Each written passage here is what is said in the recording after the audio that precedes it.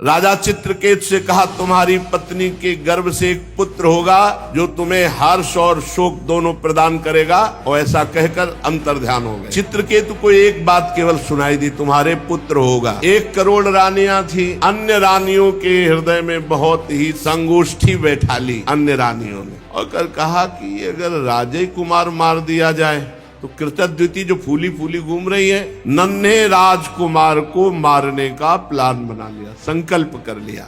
विमान पर चढ़े चढ़े उनके पास गया और पार्वती जी तरफ देख करके हंसने लगा और जोर जोर से कहने लगा, कितना कड़ुआ बोला, मतलब भगवान के सामने कोई बोल सकता है और ये नहीं जानते कि वही पार्वती है, वही शिव है। प्राचीन काल की बात है, शूरसेन देश में एक चक्रवर्ती सम्राट, अगर इस प्रसंग को बहुत ध्यान से सुनोगे तो काफी लाभ प्राप्त होगा।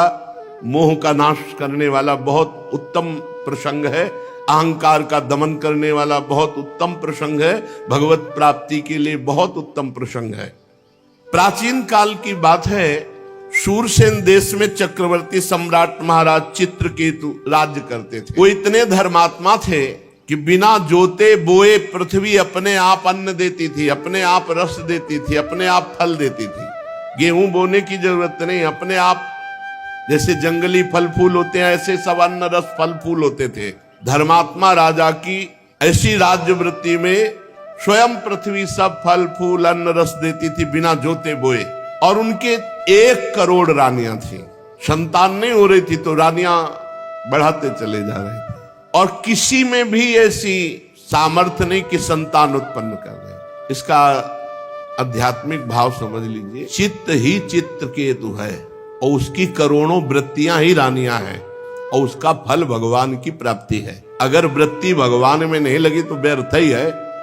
ये करोड़ों वृत्तियां ही रानियां हैं। चित्रकेतु अर्थात चित्त ही, चित्त की वृत्तियां करोड़ों होती हैं, चित्त एक और चित्त की वृत्तियां करोड़ों, और उसका फल भगवान वासुदेव की प्राप्ति हो जाना, वही संतान की उत्पत्ति है।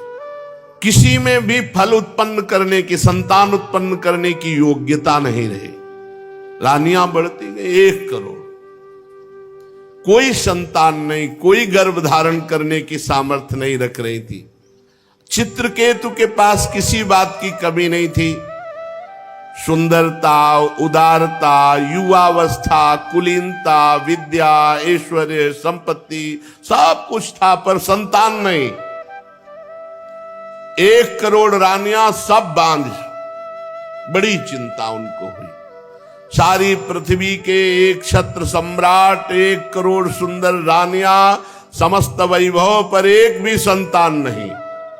अब उनके हृदय में बहुत जलन, बहुत ताप कि मेरा जीवन व्यर्थ है। जो गृहस्थ है और उसके पुत्र संतान नहीं होती, उसको पुत नाम का नरक प्राप्त होता है। और अगर भगवान को अपना मानकर भजन कर ले तो हर ऋण से मुक्त होकर परम पद को प्राप्त हो जाता है।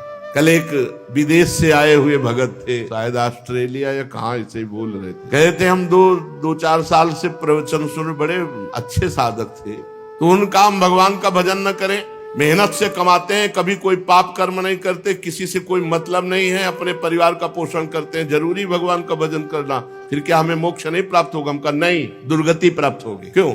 हम कोई पाप कर्म करते नहीं।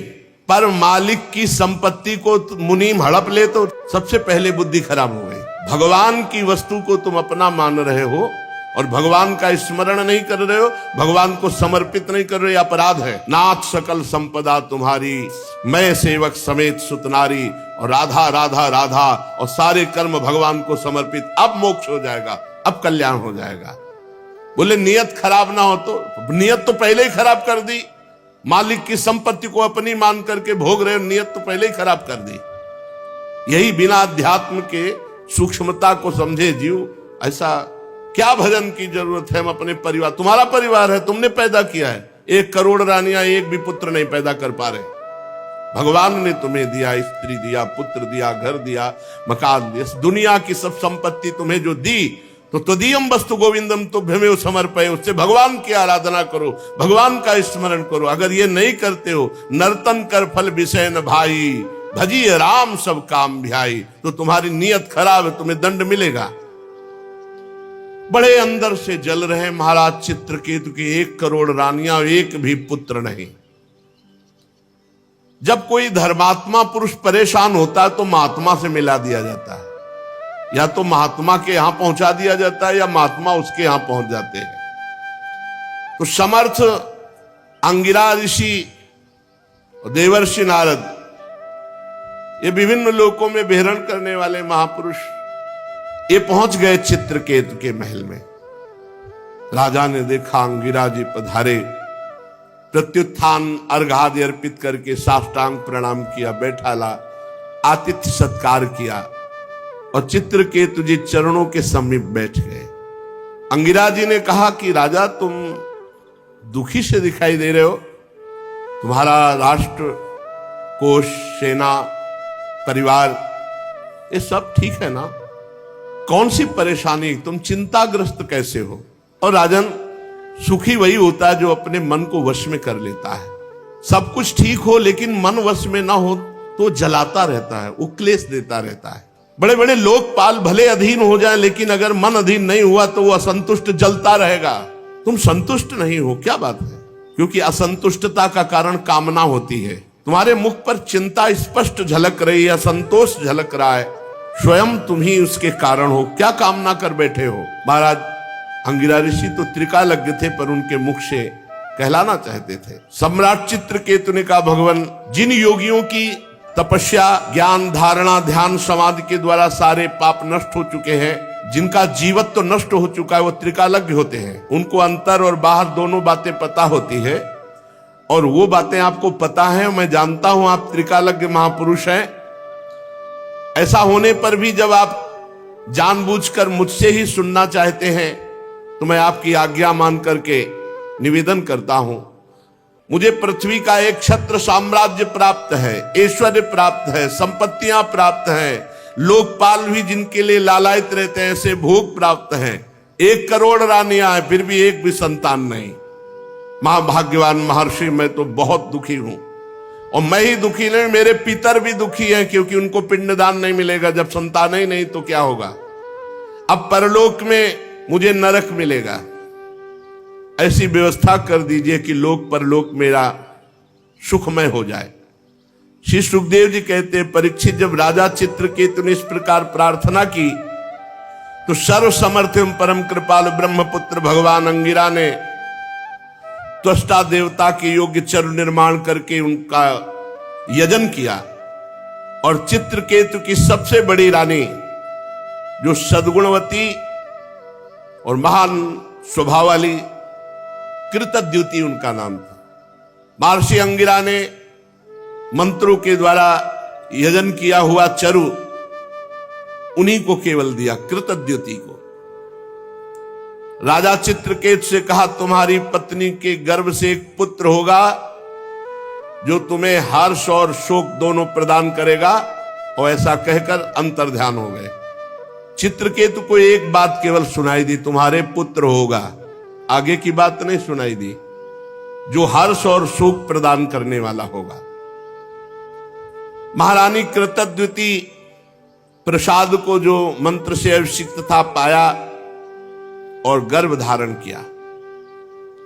अब तो रोज चित्रकेतु के हृदय में अपार आनंद और सीधे राजकाज करके कृतद्युति के ही महल में जाना।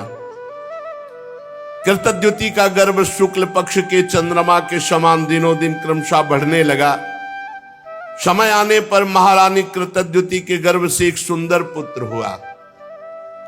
जिस दिन से गर्भ रहा उस दिन से गर्भ जब आज प्रकट हुआ, महाराज रोज वहीं जाते। और ये बात शेष रानियों के हृदय में आग पैदा कर दी कि आने की तो बात क्या, देखते भी नहीं महाराज, बस जब देखो कृतद्युति के महल में। अब जब पुत्र हुआ तो महाराज ने राजकाज में भी जाना कम कर दिया, बस इतने आनंदित पुत्र के लाड़ प्यार में खूब लुटाया। हर्ष, सम्राट थे, कोई कमी तो थी नहीं।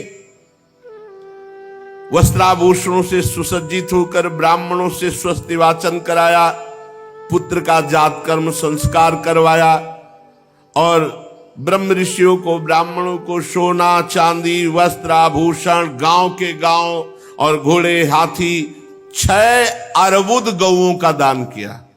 6 अर्बुद।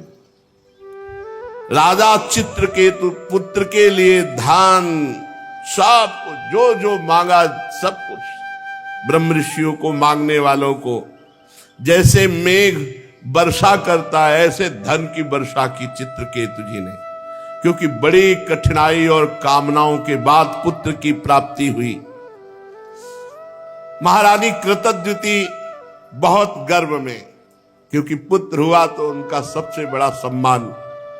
1 करोड़ रानियां थी, अन्य रानियों के हृदय में बहुत ही सवतिया डाह, ये बहुत जलन वाला होता है। एकत्रित होने लगी, वो कहे बहन तुम्हारे यहां आए महाराज? बोले नहीं हमारे यहां नहीं। बोले देख रही हो रोज कृतद्युति के पास जाते हैं, हम देख रहे हैं कि महाराज कृतद्युति को प्यार कर रहे हैं, क्योंकि उनके पुत्र हुआ, हम सब बांझ हैं इसलिए हमारा तिरस्कार कर रहे हैं। एक तो वैसे ही हम जल रही थी कि हमारे गर्भ नहीं रहा, उनके गर्भ हुआ, और दूसरे महाराज भी प्यार नहीं कर रहे।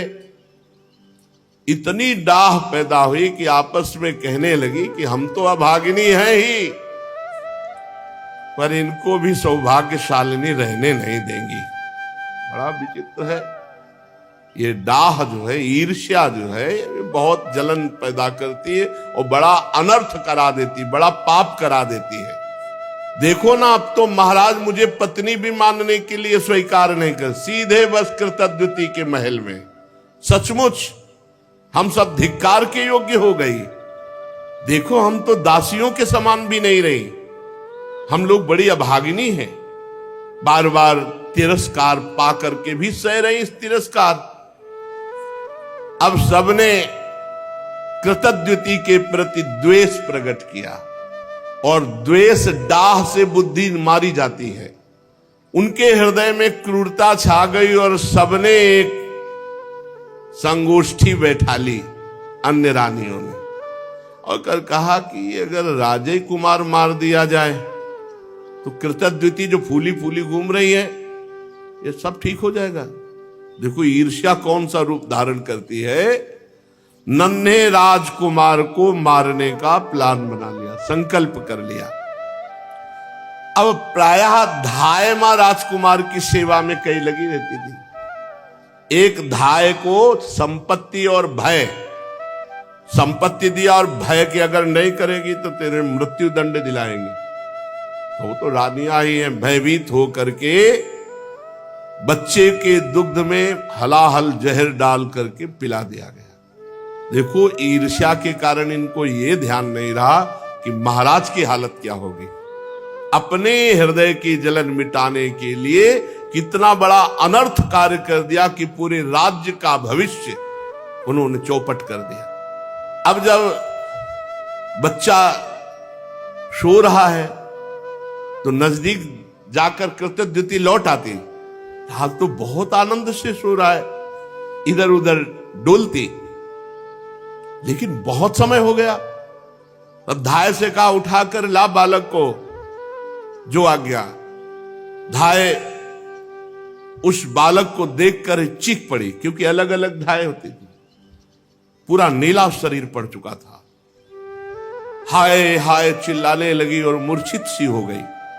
धाय की दशा देखकर रानी दौड़ करके गई और देखा पूरा शरीर नीला, क्योंकि इतना जोर का जहर दिया गया था कि बचने की संभावना ना हो। आंखें उलट गई थी, पूरा शरीर, मुख से फेन निकल रहा था, प्राण निकल चुके थे, मृत शरीर। देखते ही वो तो मां थी, शोक से मूर्छित होकर गिर गई। शरीर अस्त व्यस्त, फिर होश आवे, फिर मूर्छित। रनिवास की सब रानियां एकत्रित हो गई, वो हत्यारिणी भी। वो कृतद्युति से ज्यादा नाटक कर रही थी रोने और बेहोश होने का, जिन्होंने जहर दिलाया था। कोई जान ही न पावे कि ये सूचना राजा को। अब सोचो राजा की हालत क्या हुई होगी, जो इतनी मनौती के बाद एक पुत्र हुआ था। महाराज तो ये बात सुनते ही कि राजकुमार की मृत्यु हो गई, धड़ाम से गिर गए। मंत्री आज उनको पकड़ करके धीरे धीरे ला रहे, बाल खुले हुए, वस्त्रों वो तो वही जानते हैं जिनके हृदय में कभी ऐसी पीड़ा हुई हो। लंबी लंबी सांस लेते हैं, आंसुओं की धारा कपोल को भिगो रही और कुछ बोल नहीं पा रहे, बस फिर मूर्छित हो जाते। फिर मंत्रीगण उठाकर उनको महल तक लाए। पति प्राणा रानी कृतद्युति अपने पति की दशा और अपने बच्चे की दशा देखकर विलाप कर रही। महारानी की भी स्थिति, महाराज की स्थिति, पूरा नगर व्याकुल, पूरा महल हाहाकार। अरे विधाता, तू कितना निर्दयी है। कृतद्युति जी कहते हैं, तू अपनी सृष्टि के प्रतिकूल चेष्टा करता। बड़े आश्चर्य की बात है, हम बूढ़े तो जिंदा बैठे, हमारा बच्चा पधार गया। क्या बिगाड़ा था तुम्हारा इस बच्चे ने, या क्या बिगाड़ा था हमने? वास्तव में अपने पापों का कर्म भोगना पड़ता है। प्राणियों के जन्म मरण का कोई और दोषी नहीं, अपने ही कर्म होते हैं, अपना ही प्रारब्ध होता है। अगर अपना ही प्रारब्ध सब कुछ है तो विधाता तो किस बात का विधाता? हमें लगता है कि तूने कभी किसी से संबंध नहीं जोड़ा, स्नेह नहीं किया, प्रेम नहीं किया, इसीलिए तू इतना निठुर है। इस बच्चे को मार करके तेरे को क्या मिला? फिर दौड़ करके पुत्र को छाती से लगाती, बेटा तुम मुझे अनाथ और दीन करके क्यों चले गए? आंख खोलो तो सही। ऐसे जैसे मोह आविष्ट जन ऐसे विलाप। राजकुमार उठो उठो, देखो तुम्हारे पिता कितने व्याकुल हो रहे, देखो हमने कितना सुंदर भोजन बना रखा, ऐसे विलाप कर रहे हैं। प्यारे लाल, अगर तुम्हारी मुखारविंद की मुस्कुराहट देखने को नहीं मिली तो मेरे प्राण निकल जाएंगे। श्री सुखदेव जी कहते, परीक्षित, चित्रकेतु और रानी कृतद्युति अपने मरे हुए पुत्र को बार बार छाती से लगा के से फूट फूट कर रो रहे हैं, विलाप कर रहे हैं। सारा नगर शोक में डूब गया कि अरे भविष्य में होने वाले राजकुमार राजा होते और उनको विष दे दिया गया। ऐसा अब कोई वहां समझाने वाला तो है नहीं। फिर वही दोनों महापुरुष आ गए, महर्षि अंगिरा और देव ऋषि नारद जी। इसी अवसर जब कोलाहल मचा हुआ है महान दुख का, राजा चित्रकेतु तो मृत प्राय होकर पुत्र के पैरों के पास पड़े हैं। अंगिरा और देवर्षि नारद जी गए और कहा, राजेंद्र उठो उठो। वो महाराज के देखा जिन्होंने पुत्र दिया था वही महाराज आए, चरणों महाराज महाराज। तो उन्होंने कहा, राजन सावधान सावधान, तुम जिसके लिए इतना शोक कर रहे हो वो बालक पहले तुम्हारे पूर्व के जन्म में कौन था जानते हो? तुम उसके कौन थे जानते हो? अगले जन्म में वो तुम्हारा क्या बनेगा, तुम उसके कौन बनोगे जानते हो? अरे राजन, जैसे हवा के प्रवाह से बालू कण मिल जाते फिर अलग हो जाते, ऐसे ये ना यहाँ कोई किसी की पत्नी ने, यहाँ कोई किसी का पुत्र है, कर्मानुसार कुछ समय के लिए आया फिर चला जाएगा।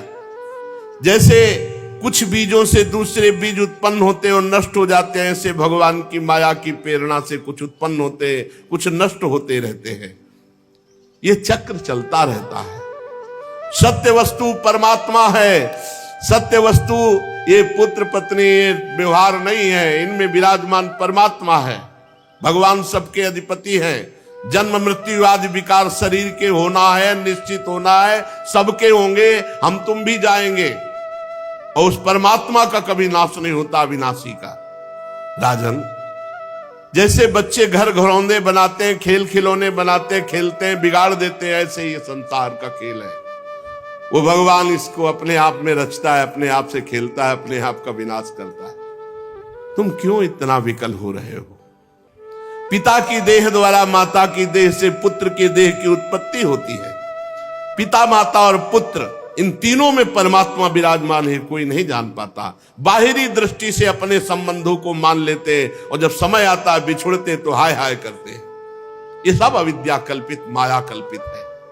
जब महर्षि अंगिरा और देवर्षि नारद जी चित्रकेतु को समझा बुझा रहे थे तब उन्होंने मुख धोया और धैर्य धारण करके कहा, कि ज्ञानवान महान आप इस समय मेरी बुद्धि काम नहीं कर रही, आप अवधूत वेश में हम पर कृपा करने भगवान ही आए हैं। मैं जानता हूं भगवान के प्यारे ब्रह्मवेत्ता जब हम जैसे कोई धर्मात्मा दुखी होते तो अपने आप आकर कृपा करते हैं। सनत कुमार, नारद, ऋभु, अंगिरा, देवल, असित, अपांतरतम, भगवान व्यासदेव, मार्कंडे, गौतम, वशिष्ठ, भगवान परशुराम, कपिल देव, शुकदेव, दुर्वासा, याज्ञवल्की, जातुकर्ण, आरुणि, रोमस, च्यवन, दत्ताते, आसुरी, पतंजलि, वेदशिरा, बौद्ध मुनि, पंचशिरा, हिरण्यनाभ, कौशल्य, श्रुतदेव, ऋतध्वज, ये सिद्धेश्वर भूमंडल में घूमते ही रहते हैं।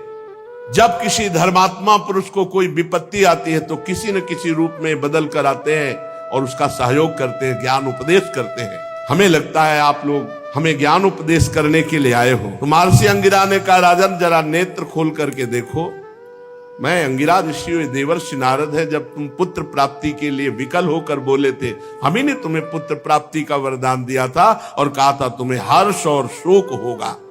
ये तुम्हारे सामने खड़े भगवान के स्वरूप देवर्षि नारद हैं। जब हम लोगों ने देखा कि तुम्हारा जैसा धर्मात्मा राजा पुत्र शोक से अज्ञान अंधकार में डूब रहा है, तो सोचा चलो धर्मात्मा को शोक में डूबने का अवसर नहीं दिया जाता। तुम्हारे ऊपर अनुग्रह करने के लिए, कृपा करने के लिए भगवान ने हम दोनों को भेजा है। सच्ची बात तो यह है कि जो धर्म का पालन करता है वो शोक करने योग्य नहीं होता। वैसे तो मैं तुम्हें जब पहली बार ही आया था तो तुम्हें ब्रह्म ज्ञान का उपदेश देने के लिए आया था, लेकिन देखा कि तुम पुत्र कामना से युक्त हो तो पहले तुम्हारी ये कामना नष्ट हो, तब तुम्हें ज्ञान की प्राप्ति होगी। इसीलिए मैंने तुम्हें ज्ञान न देकर पुत्र दिया। अब तुम स्वयं अनुभव करो क्या सत्य है, पुत्रवान को कितना दुख होता है। यही बात स्त्री, घर, धन, विविध प्रकार की ईश्वर संपत्तियां जिसमें हम अपनापन कर लेते हैं वो परिणाम में दुख ही देता, क्योंकि संसार दुखालयम अशाश्वतम। राजन, ये शोक मोह भय दुख का कारण है भगवान से विमुख होना। ये मन के खेल खिलौने हैं, ये माया का जादू है। इसलिए सृष्टि के राग में न फंस करके जो भगवान का भजन करता है वही शोक रहित होता है। तुम परमात्मा में स्थित हो। देवर्षि नारद जी ने कहा, राजन मैं तुम्हें एक मंत्र देता हूं, इस मंत्र का जाप करो। 7 दिन में भगवान शंकर शेष जी का तुम्हें दर्शन हो जाएगा। भगवान शंकर आदि ने श्री शंकरषण देव की ही चरणों का आश्रय लिया था और द्वैत का भ्रम त्याग कर महामहिमा में शुद्ध ज्ञान को, इससे बढ़कर कोई नहीं है, इसी को परम पद कहते हैं। देखा कि मंत्र लेने में रुचि नहीं है क्योंकि पुत्र पधारा। शोक और समय मंत्र देवर्षि नारद जी ने आकर्षण किया उस जीवात्मा का जो पुत्र के रूप में आई थी। देवर्षि नारद जी ने कहा, जीवात्मन पश्य भद्रम ते मातरम पितरम चते सुहृदो बांधवास तप्ता सुचा त्वत्कृत्या भृशम कलेवरम स्वामविश्य शेषमायु सुहृदव्रता भुंक्ष भोगान पितृ प्रत्तान तिष्ठ नृपासनम। चलो इस शरीर में आ जाओ और पूरी आयु व्यतीत करके तब फिर यहां से जाना। आ जाओ, जीवात्मा को बुलाया।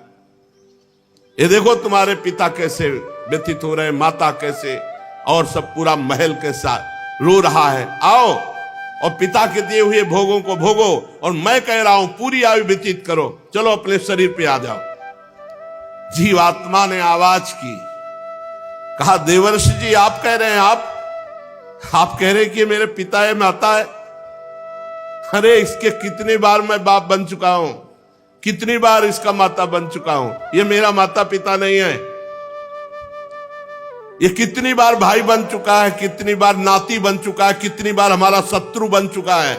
ये कितनी बार हमसे उदासीन हुआ है, कितनी बार हमसे द्वेष किया है। अपने कर्मानुसार मैं आज इसका पुत्र बना था, बस इतने समय के लिए। ये मेरा कोई नहीं है। जैसे व्यापारी के पास से सामान एक के पास दूसरे के पास जाती रहती है, ऐसे कर्मानुसार जीव एक के पास दूसरे के पास जाता रहता है। विचार करने से पता चलता है 4 दिन इसके यहां जन्म ले लिया, ये हाय हाय करके कह रहा है मेरा पुत्र, मेरा पुत्र। ये सुना रहे हैं सबको, सबके बीच में सुना रहे। नित्य अहंकार रहित। वो जब जीव अपने कर्मानुसार गर्भ में आता है तभी तक, जब तक शरीर में रहता है तभी तक वो माता पिता मानता है, इसके बाद कुछ नहीं उसकी याद, कोई उसका नहीं। जैसे कोई लोग पूछते हैं कि हम जब मर के जाएंगे तो हमारे पिता हमसे बात करेंगे, माता बस शरीर तक, शरीर छूटा काम खत्म, शरीर तक केवल संबंध। मैं अविनाशी हूं, मैं सूक्ष्म हूं, जन्मादि से रहित हूं, अपने कर्मवश इसके गर्भ में आया था। ये ना मेरी माता है ना मैं इसका पुत्र हूं, जन्म मृत्यु से रहित हूं, मैं ईश्वर स्वरूप हूं। ना तो मेरा कोई प्रिय है ना कोई अप्रिय है, ना मेरा कोई अपना है ना कोई पराया है, ना कोई हित है ना कोई अहित है, ना कोई मित्र है ना कोई शत्रु है। मैं सबसे उदासीन, मैं अद्वितीय हूं। इस शरीर कर्मानुसार ग्रहण करने मात्र से केवल कुछ समय के लिए मैं पुत्र बना था। राजा से कहा सुनो, और देवर्षि नारद जी से जीवात्मा ने कहा कि अब इस शरीर, गंदे शरीर को मैं स्वीकार नहीं करता। राजा ने कहा कि जाओ जाओ, मोह नष्ट हो गया, क्योंकि जब ज्ञान की बात सुनी, जीवात्मा ऐसा कहकर अंतर ध्यान हो गया, राजा का मोह बंधन कटा। फिर उन्होंने मंत्र लिया। पहले मंत्र, मोह गए बिनु राम पद होई न दृढ़। बहुत मोह विचित्र होता है। अब तो राजा ने उदासीन होकर के कहा इसका जात संस्कार कर दो। शरीर का और दैहिक क्रियाएं पूर्ण की गई। राजा ने दुस्त्यज स्नेह का त्याग किया, और जिन रानियों ने बच्चे को विष दिया था वे सब बाल हत्या के कारण श्रीहीन हो गई। अब तो हाय हाय उनके हृदय में जलन, अब उसका पाप का सब चिल्ला चिल्ला कर कहने लगे कि मैंने विष दिया। पाप छुपता नहीं, वो नष्ट करता है। अंगिरा जी ने उनको भी उपदेश दिया, बाल हत्या का प्रायश्चित करवाया, मात्सरहीन करके उनको भजन में लगाया। जहां संत पहुंच जाते मंगल ही मंगल हो जाता है। उन सब माताओं को जिन्होंने ईर्ष्यावश जहर दिया था, बाल हत्या का प्रायश्चित करवाया, मात्सरहीन किया और उनको भजन का उपदेश किया। अंगिरा जी और नारद जी के उपदेश से राजा चित्रकेतु के हृदय में वैराग्य, उन्होंने तत्काल संपूर्ण राज्य छोड़ दिया, और जो मंत्र दिया था उसका एकांत में यमुना जी में विधि पूर्वक स्नान करके समस्त धार्मिक क्रियाएं की, और संयतेंद्रीय होकर के नारद जी को जो गुरुदेव के रूप में वर्ण करके उनके द्वारा दिए हुए मंत्र से अब नारद जी ने कहा कि सुनो, मंत्र तो है, मैं एक विद्या का उपदेश करता हूं जिससे तुम बहुत जल्दी महान पदवी को प्राप्त हो जाओगे। ओम नमस्तुभ्यं भगवते वासुदेवाय धीमहि प्रद्युम्नाय निरुद्धाय नमः संकर्षणाय च नमो विज्ञानमात्राय परमानंद मूर्तये आत्मा रामाय शांताय निवृत्तद्वैत दृष्टये आत्मानंदानुभूत्यैव न्यस्त शक्तिर्मये नमः ऋषिकेशाय महते नमस्ते विश्वमूर्तये वचस्यु परते प्राप्य यैकैको मनसः स अनाम रूपस्यन्मात्रः सोऽव्यान्नः सदसत्परः यस्मिन्निदं यतश्चेदं तिष्ठत्यप्येति जायते मृण्मयेष्वियो मृज्जातिस्तस्मै ते ब्रह्मणे नमः यन्न स्पृशन्ति न विदुर्मनो बुद्धिन्द्रियासवः अंतर्बहिष्य विततं व्योमवत्तन्नतोऽस्म्यहम्। ओंकार स्वरूप भगवान वासुदेव प्रद्युम्न निरुद्ध और संकर्षण रूप से क्रमशः चित्त बुद्धि मन और अहंकार के अधिष्ठाता है। मैं आपके इस चतुर्व्यूह रूप को बार बार नमस्कार करता हूं। आप विशुद्ध विज्ञान स्वरूप हैं, आपकी मूर्ति परमानंदमयी है, आप अपने स्वरूप भूत आनंद में मगन रहते हैं, आप माया जनित राग द्वेष आदि दोषों का तिरस्कार करते हैं। हे प्रभु, मैं आपको नमस्कार करता हूं। आप सबकी समस्त इंद्रियों के प्रेरक परम महान विराट रूप है। हे प्रभु, मैं आपको नमस्कार करता हूं। मन सहित वाणी आप तक ना पहुंच करके बीच से ही लौट आती है। उसके उपरत हो जाने पर जो अद्वितीय नाम रूप रहित चेतन मात्र और कार्य कारण से परे की वस्तु होए, वो प्रभु आप है, आप हमारी रक्षा कीजिए। नारद जी ने इस महाविद्या का उपदेश किया। देवर्षि नारद अपने शरणागत भक्त चित्रकेतु को इस विद्या का उपदेश करके महर्षि अंगिरा जी के साथ अंतर्ध्यान हो गए। चित्रकेतु ने देवर्षि नारद के द्वारा उपदिष्ट मंत्र और विद्या के अनुसार 7 दिन तक केवल जल पीकर बड़ी एकाग्रता से रात दिन अनुष्ठान किया, जप किया। 7 रात के पश्चात राजा चित्रकेतु को विद्याधरों का अखंड आधिपत्य प्राप्त हो गया। इसके बाद कुछ ही दिनों में इनका मन और भी शुद्ध हुआ, तो इन्होंने देखा देवादिदेव भगवान संकर्षण शेष जी सामने विराजमान है। उन्होंने देखा कि पहले बड़े बड़े सिद्धेश्वर, फिर उनके बीच में गौरवर्ण नीलांबर धारण किए हुए भगवान शेष जी, सिर पर किरीट, बाहों में बाजूबंद, कमर में करदनी, कलाई में कंगन, आभूषण चमक रहे, नेत्र रत्नाने हैं, मुख पर प्रसन्नता छा रही। भगवान शेष जी का दर्शन करके चित्रकेतु पूर्ण निष्पाप हो गए, अंतःकरण स्वच्छ निर्मल हो गया।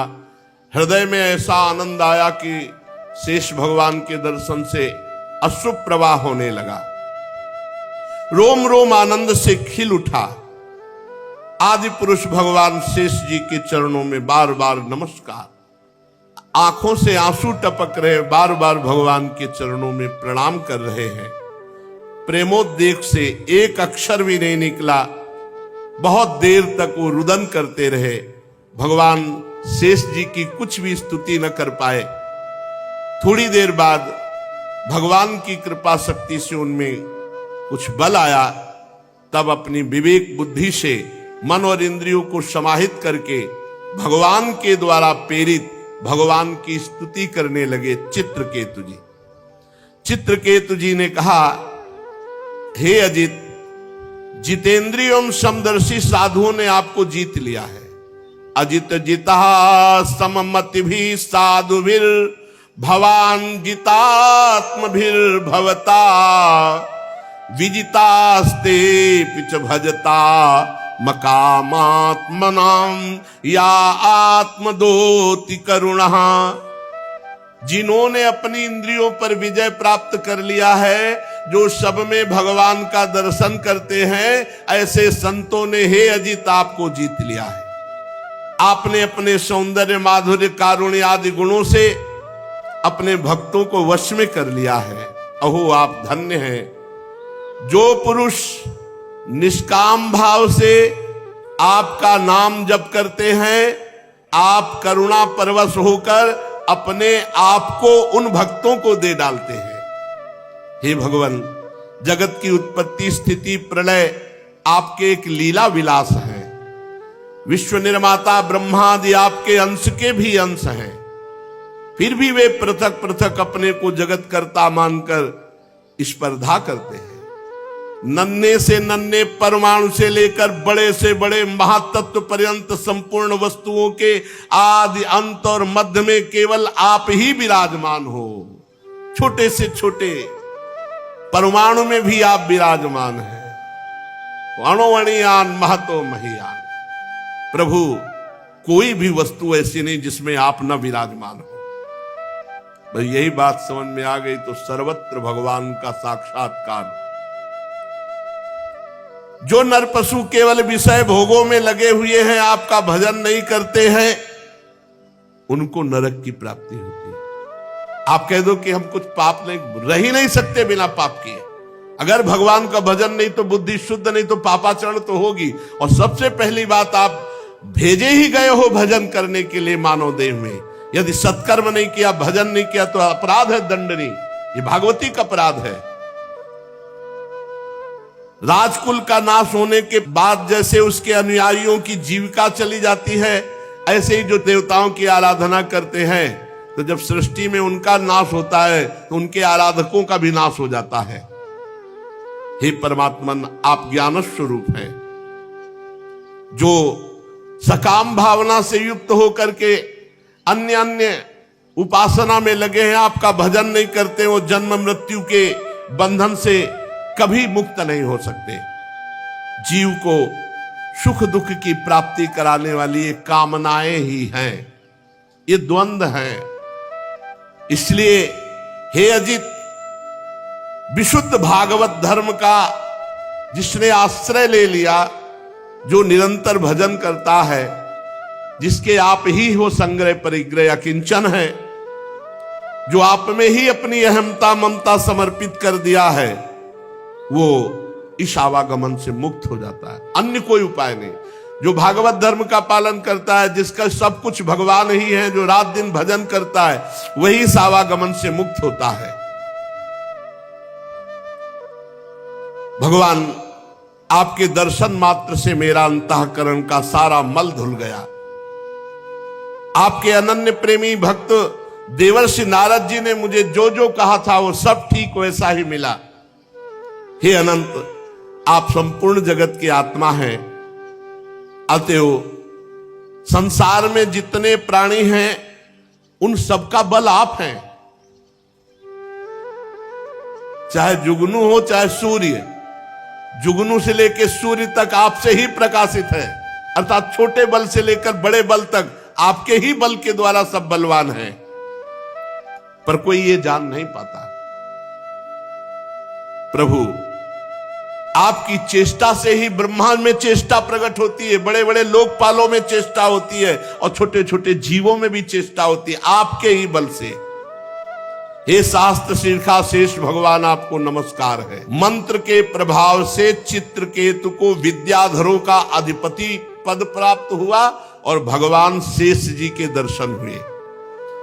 भगवान शेष जी ने कहा, चित्रकेतु, ये जो बहुत जल्दी तुम्हें हमारा साक्षात्कार हुआ ना, ये देवर्षि नारद और महर्षि अंगिरा की कृपा से। ये भगवत प्रेमी महात्मा चाहे तो जो जन्म जन्म में प्राप्त होना है वो दिनों में प्राप्त हो जाए। ये जो विद्या का उपदेश देवर्षि नारद ने किया, उसी के प्रताप से मैंने तुम्हें दर्शन दिया। मेरे दर्शन तुम्हें प्राप्त हुए, अब तुम सिद्ध हो चुके। मैं समस्त प्राणियों का आत्मा हूं, मैं पालन करता हूं, मैं ही शब्द ब्रह्म वेद हूं, मैं ही पर ब्रह्म की अनुभूति हूं। जैसे स्वप्न में सोया हुआ पुरुष स्वप्नांतर होने पर संपूर्ण जगत को अपने में ही देखता है, स्वप्नांतर टूट जाने पर स्वप्न में ही जागता है, ऐसे ये जागृत की स्वप्नमयी अवस्थाएं हैं, ये मायामयी है और इनसे मैं अतीत परमात्मा हूं। सांसारिक सुख के लिए जो चेष्टाएं की जाती है उनमें श्रम है, क्लेश है, परंतु जो सत्य सुख के उद्देश्य से की जाती है वो परम सुख प्रदान करने वाली है। नाम जप करते हुए सांसारिक चेष्टाएं करो, सुख मिलेगा। नाम भूल करके सांसारिक चेष्टाएं करोगे, यही फंसा के दुख के जाल में डाल देंगी। जो मनुष्य अपने को बहुत बुद्धिमान समझता है और मेरा भजन नहीं करता, कर्म के पचड़ों में फंसा रहता है, उसे विपरीत फल मिलता है। समझ लेना चाहिए, ये समझ लेना चाहिए, भजन करना अति अनिवार्य है। भजन नहीं करोगे तो दुख मिलेगा, दंड मिलेगा। इसलिए लोक में देखे हुए, परलोक में सुने हुए भोगों की चक्कर में ना पड़कर उनसे अपना पिंड छुड़ाकर मेरा नाम जप करे, मेरा भजन करते हुए अपने कर्तव्य कर्म को करे। योग मार्ग में तत्व को समझने वाला वही निपुण है जो ये बात समझ ले, जीव का सबसे बड़ा कर्तव्य, सबसे बड़ा स्वार्थ, सबसे बड़ा परमार्थ है कि वो मेरा साक्षात्कार कर ले। जाओ, आज से तुम सिद्ध हो गए, भगवान ने प्रमाण दे दिया। और भगवान शेष जी अंतर्ध्यान हो गए। अब विद्याधर चित्रकेतु जिस दिशा में भगवान संकर्षण अंतर्ध्यान हुए थे, उसी ओर बार बार दंडवत, बार बार नमस्कार। अब तो महायोगी हो गया चित्रकेतु, विद्याधरों का अधिपति और भगवान संकर्षण का कृपा पात्र। करोड़ों वर्षों तक सब प्रकार के संकल्पों को पूर्ण करने वाली सुमेर पर्वत की घाटियों में आनंद अब सिद्ध हो गया। बस यही त्रुटि है, सिद्ध होने के बाद भी खूब भजन में लगना चाहिए। इसीलिए जो सावधान पुरुष हैं, जैसे पकड़े हुए मृग पर कभी विश्वास नहीं, ऐसे मन पर कभी विश्वास नहीं। सुमेरु पर्वत की दिव्य घाटियों में विहार, शरीर का बल और इंद्रियों का बल छोड़, क्योंकि सिद्ध बड़े बड़े जन इनकी स्तुति करते, उनकी प्रेरणा से विद्याधरों की स्त्रियां उनके पास जाती। बहुत सावधानी की जरूरत है, बहुत सावधानी की। पूरे जीवन आजीवन भजन परायण। अब एक दिन की बात है कि चित्रकेतु तेजोमय दिव्य विमान पर, जो उनको प्राप्त हुआ था विद्याधरों के अधिपति पद पर, तो निकले विमान पर चढ़े चढ़े तो देखा कुछ ऋषि जो है बैठे हो, भगवान शंकर उपदेश कर रहे हैं, तो विमान पर चढ़े चढ़े गए। अरे थोड़ा तो बुद्धि ठिकाने रहनी चाहिए, ये अहंकार आ गया। देखो भगवत साक्षात्कार के बाद भी अगर भजन में त्रुटि हो गई तो किसी और की माया नहीं, उन्हीं की माया है, उतने पे भी भ्रम पैदा कर देगी। ये भी बात समझ लो। इसीलिए जो सिद्ध महापुरुष होते हैं रात दिन भजन में लगे रहते हैं, भजन से नहीं हटते। ये नहीं कि सिद्ध हो गए तो अब चलो सुमेरु की घाटियों पर विहार करते हैं। देख लो उद्दंडता, उद्दंडता नहीं गई महाराज चित्रकेतु की, बहुत जल्दी सिद्ध हो गए। 7 दिन में तो अधिपति पद प्राप्त हो गया, क्योंकि ऋषि कृपा हो गई। सत्संग बराबर मिलना चाहिए, भजन बराबर होना चाहिए। न सिद्धों की भी बुद्धि में फर्क डाल देती माया। ज्ञानी नाम पिचेताल से देवी भगवती हिसाब बलादा कृष्ण मोहाय महामाया प्रेक्षती। उन्होंने विमान पर चढ़े चढ़े देखा कि बहुत से मुनियों की सभा लगी हुई है, बड़े बड़े सिद्ध बैठे हुए हैं, और भगवान शिव आसन पर बैठे हुए, और भगवती पार्वती जी वामांग की गोद में विराजमान है। भगवान शिव की बाईं जंघा पर अंबा पार्वती जी विराजमान है, और बड़े बड़े ऋषि मुनियों के बीच में बैठे हुए उपदेश कर रहे हैं। चित्रकेतु विमान पर चढ़े चढ़े ही पहुंच गया। अरे इतना तो हो साला चाहिए कि तुम्हारे से ज्यादा सिद्ध वहां जमीन में बैठे हैं, और सब सिद्धों के गुरु भगवान शंकर। तो ये विमान ही पे चढ़ा गया नीचे। विमान को ऐसे नीचे मतलब जमीन में नहीं उतारा, ऐसे बीच इच्छाधारी विमान होते, जो आप इच्छा करो वैसे विमान। तो वैसे भगवान शंकर के समकक्ष विमान लेके गया। बड़ा भारी अपराध है, बड़ा भारी अपराध। विमान पर चढ़े चढ़े उनके पास गया, और पार्वती जी तरफ देख करके हंसने लगा, और जोर जोर से कहने लगा, एस लोक गुरु साक्षात धर्मम वक्ता शरीरिणाम आस्ते मुख्या सभायाम वही मुथुनि भूय भार्यया जटाधर तीव्र तपा ब्रह्मवादी सभापति अंगीकृत स्त्रियम चास्ते गत ही प्राकृतो यथा। वो तो थोड़ा और अशुद्ध शब्द बोल रहा है। विमान पे चढ़े थे, बुद्धि भ्रष्ट हो गई। बहुत कितना कड़ुआ बोला, मतलब भगवान के सामने कोई बोल सकता है, और ये नहीं जानते कि वही पार्वती है, वही शिव है। अरे महायोगी भगवान शिव।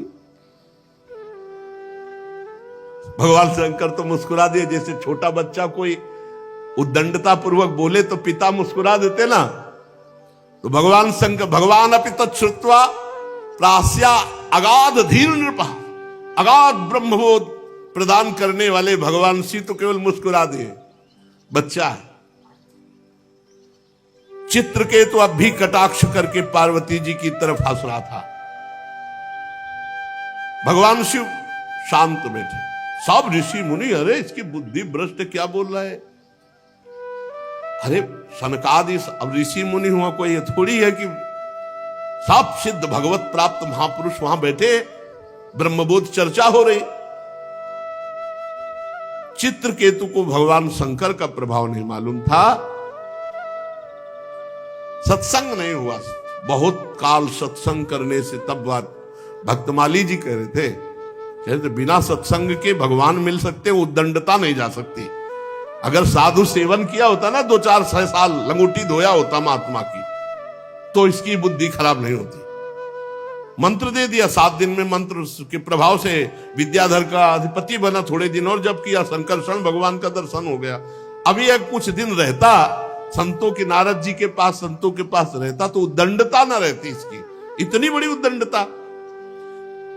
जितने भी सभा में बैठे थे सब की रुद्र दृष्टि हो गई, कैसे बात कर रहा है, भगवान शिव से कैसे बात कर रहा है। चित्रकेतु को भगवान शंकर का प्रभाव नहीं पता था, इसलिए वो ऐसे अशुद्ध शब्द बोल गया।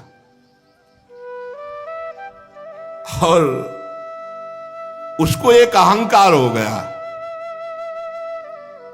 रुषाहा देवी दृष्टाय निर्जितात्माभिमानिने, उसको घमंड था कि मैं विद्याधरों का अधिपति हूं और मैंने संकर्षण भगवान का साक्षात्कार किया। ये बहुत ही आश्चर्य की बात है। इसीलिए सत्संग अनिवार्य है, कोई भी कितना भी बड़ा सत्संग अनिवार्य है। घमंड आ गया, घमंड ना होता तो भगवान शंकर को देख के साष्टांग दंडवत होता, विमान से कूद पड़ता। विमान पे चढ़े चढ़े वहां गया।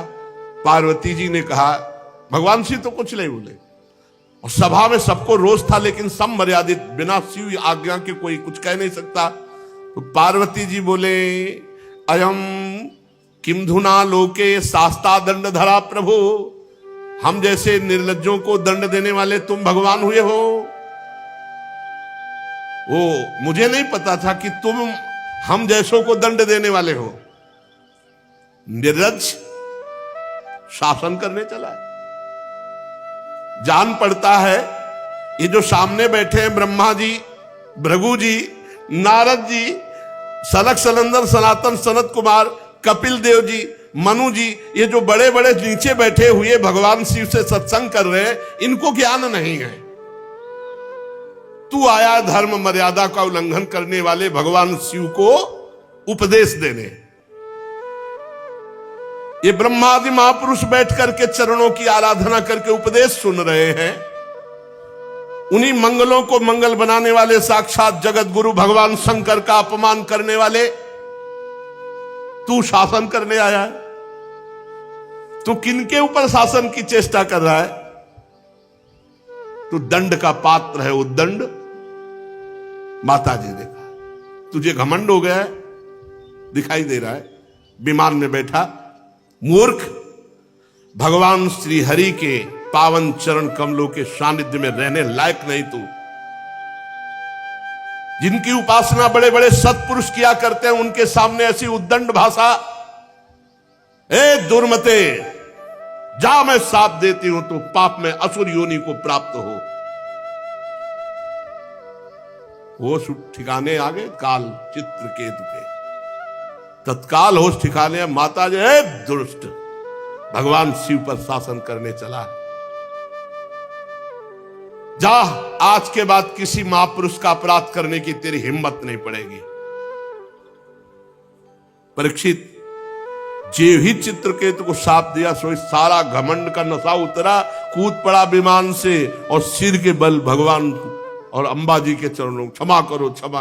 ये बहुत विचित्र होता है पदाभिमान। बड़ा आश्चर्य है, संकर्षण भगवान का साक्षात्कार करने पर भी देखो दंडता। इसीलिए मोरे मन प्रभु अस विश्वासा, राम ते अधिक राम कर दासा। भगवान के दासों का निरंतर संग करे तो उद्दंडता खत्म हो जाएगी। भगवत साक्षात्कार होने पर भी उद्दंडता बनी रहती है। यदि सत्संग ना हो तो कहीं ना कहीं अक्रूर जी मणि लेकर काशी चले गए थे।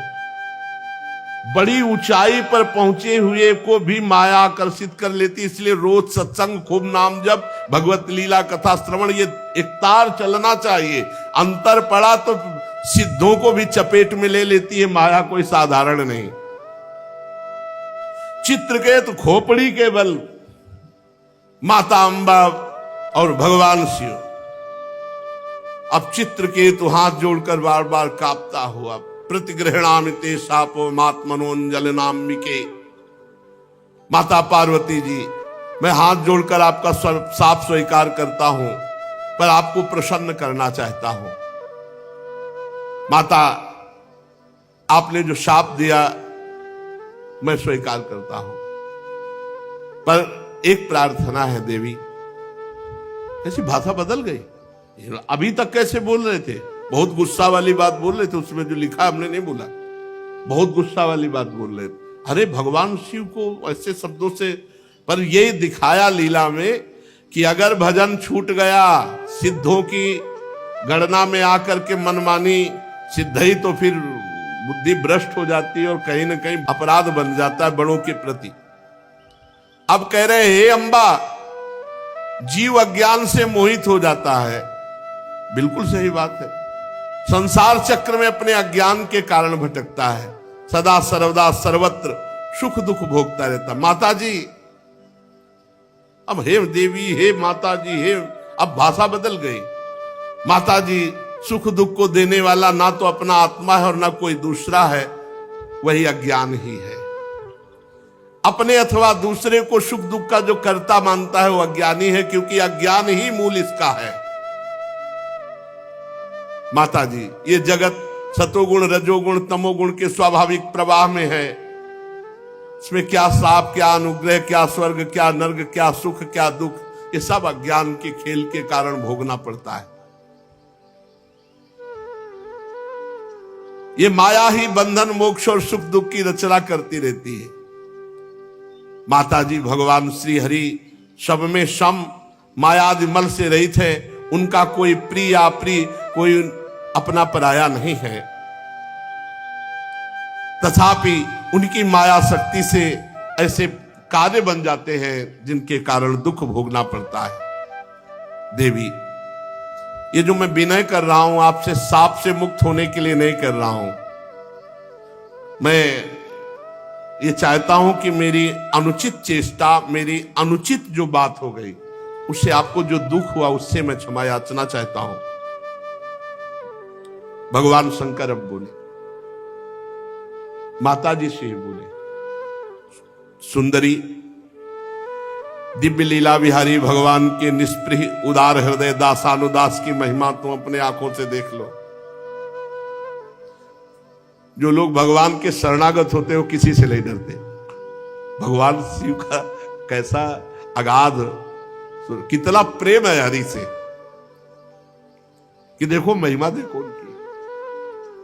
ये उन्हीं की महिमा से विमान पे चढ़े चढ़े हमें डांट रहा था। ये उनकी महिमा है। सुंदरी, दिव्य लीला विहारी भगवान के निष्प्रिय और उदार हृदय दासानुदासों की महिमा तुमने अपनी आंखों से देख ली। ये भगवान की महिमा, श्री हरि की महिमा। इसमें भगवान शिव गुस्सा नहीं हो रहे, वो महिमा देख रहे श्री हरि की। जो लोग भगवान के शरणागत होते हैं देवी, वो किसी से नहीं डरते, क्योंकि उन्हें स्वर्ग मोक्ष नर्क इन सब में एक भगवान की ही कृपा दिखाई देती है। उनको कोई डर नहीं है। जीवों को भगवान की लीला से ही देह का संयोग होने के कारण सुख दुख, जन्म मरण, साप, अनुग्रह आदि द्वंद्व प्राप्त होते हैं।